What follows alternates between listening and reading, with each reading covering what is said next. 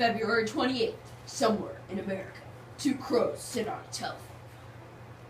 Hi, old Joe Crow, the wisest of the crows. Hello, my young feathered friend. What are you doing? River bird watching. What's that? Human watching. We make sure humans don't idle.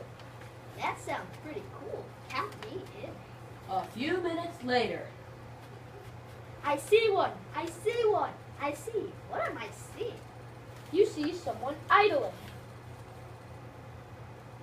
Never do that. Idling is bad. It releases VOCs and NOxs. VOCs are volatile organic compounds. NOxs are nitrous oxides.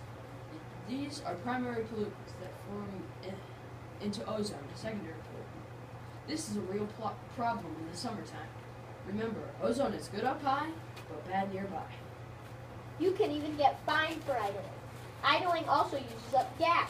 Your wallet will be sad and empty after that. No money for fun things. Idling affects everyone's health, even yours. It causes damage to lung tissue.